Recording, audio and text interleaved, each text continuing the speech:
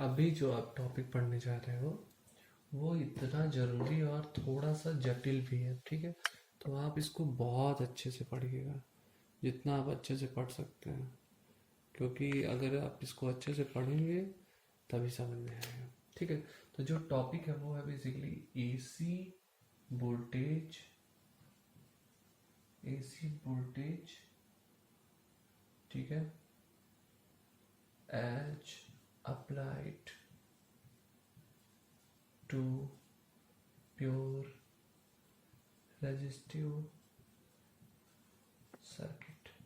Actually resistance, capacitance और inductance, ये तीनों होते हैं आपके, ठीक है, एसी सर्किट में। तो उसी से रिलेटेड ये वीडियो है कि AC voltage as applied to pure resistive circuit.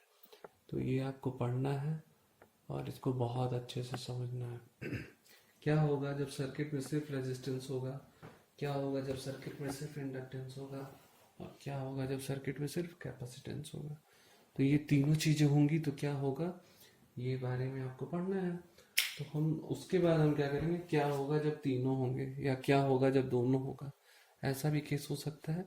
तो सबसे पहले जैसा मैंने बताया कि अगर ये हो रहा है तो इससे होने से क्या हो रहा है ये जानना जरूरी है। तो पहला जो टॉपिक है AC voltage as applied to pure resistive circuit.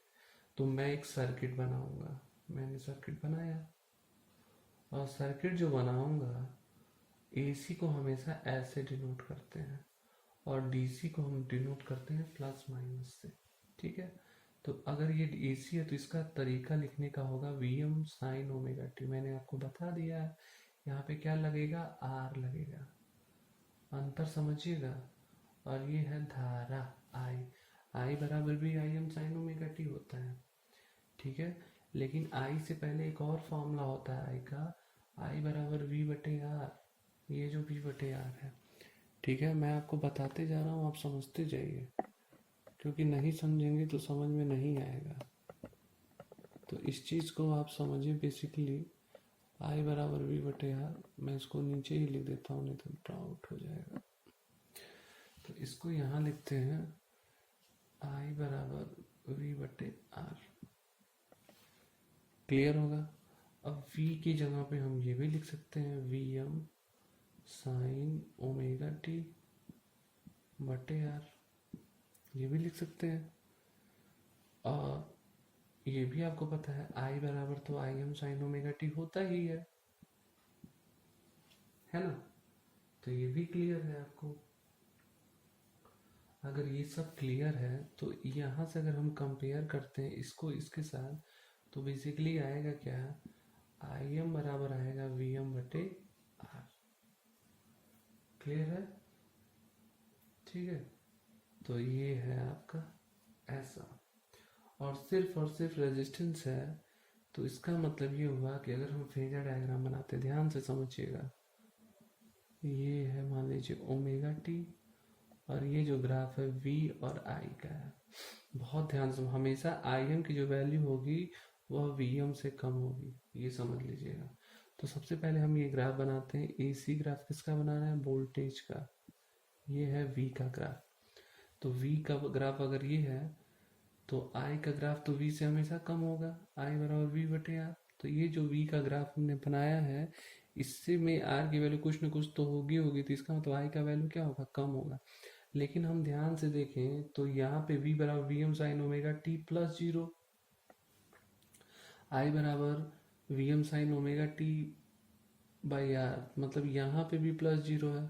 तो दोनों के बीच लैग और लीड तो नहीं हो रहा है, लेकिन ये पता है कि आई की वैल्यू वोल्टेज से कम हो रही है। तो इसका मतलब जब लैग लीड नहीं हो रहा है और कम भी हो रही है तो वो भी ग्राफ ऐसे ही जाएगा। तो मान लीजिए ये आई है, ठीक है। अब इतना तो क्लियर हो गया।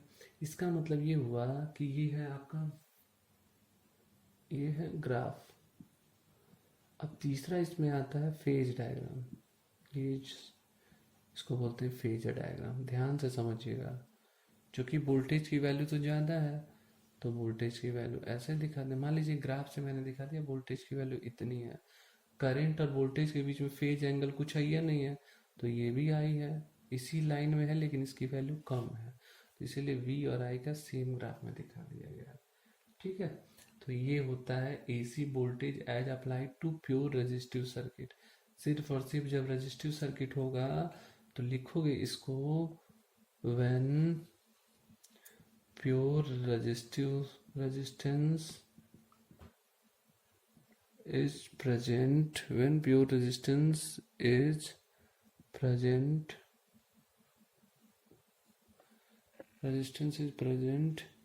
in circuit, the phase difference between V and I is zero, voltage and current is zero। तो ये रहा आपका जब AC voltage apply to pure resistive circuit. ठीक है, इसके आगे आपका जब होगा, दूसरा टॉपिक इसी में है, when AC voltage applied to pure inductive circuit. Inductive का मतलब जब रेजिस्टेंस या इंडक्टेंस होगा। मैंने आपको एक चैप्टर पढ़ाया है जिसमें इंडक्टेंस के बारे में चीज़ें होती हैं। ठीक है, तो आप पढ़ा कीजिए, सब कुछ पढ़े रहेंगे तभी समझ में आएगा, नहीं तो नहीं समझ में आएगा। अभी देखिए ये चित्र है, फिर से बनाते हैं। तो चित्र जो है वो ऐसे ही है बेसिकली। आर के यहाँ पे क्या हो गया, इंडक्टेंस। इंडक्टेंस मतलब एल, सेम तरह से, लेकिन अंतर देखिएगा। वो अगर टॉपिक आपने नहीं पढ़ा होगा तो नहीं समझ में आएगा। V m sine omega t, ये है आई। ठीक है, तो इतना तो आपको मैंने बताया ही है। पहले जो पढ़ाया उसको पढ़ेंगे तभी समझ में आएगा। ठीक है,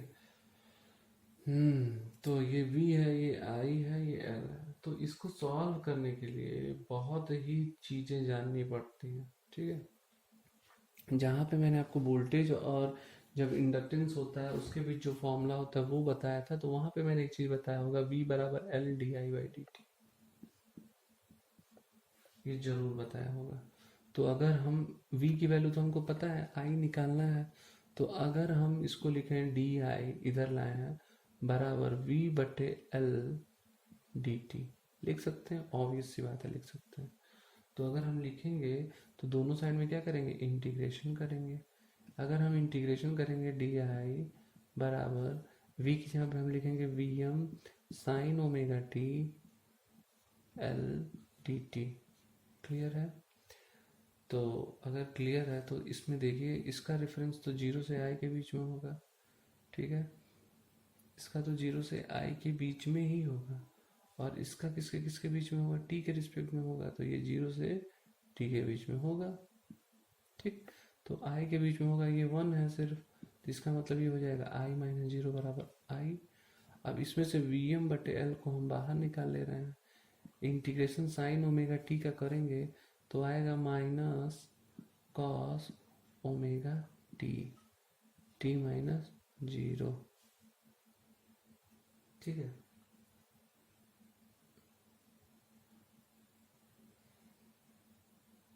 अब देखो,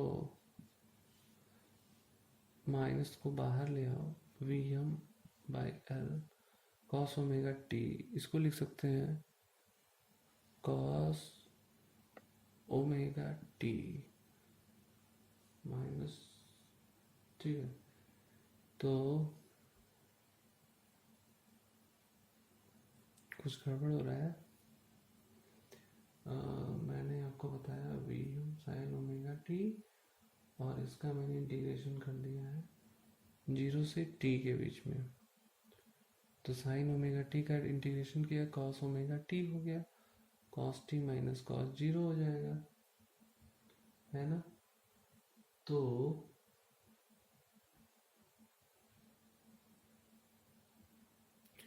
यहाँ पे इसको दिखाने की जरूरत नहीं है, तो कंफ्यूजन हो जाएगा। तो ये सिर्फ इतना ही आएगा, क्योंकि अभी उसका केस नहीं बना है। ठीक है, वी एम बटे L minus cos omega t. ठीक है, और बाई ओमेगा भी हो जाएगा। अगर ऐसा हो जाता है तो इसको हम लिख सकते हैं minus V m by omega L cos omega t. ठीक है, अब एक लाइन और लिखते हैं, फिर आगे बढ़ते हैं। आई एम बराबर we m by omega L, ध्यान से देखिएगा, कॉस ओमेगा टी को हम लिख सकते हैं साइन 90 प्लस थीटा या साइन 90 माइनस थीटा। तो मैं लिख सकता हूँ साइन 90 माइनस थीटा है और ये माइनस अंदर जाएगा तो थीटा माइनस 90 हो जाएगा, मतलब ओमेगा टी माइनस 90 डिग्री।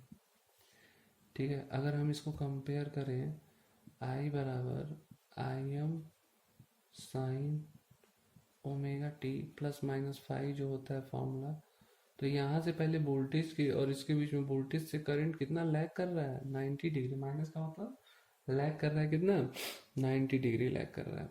तो इसका चित्र और ये सब बनाते हैं पूरा, ध्यान से समझिएगा।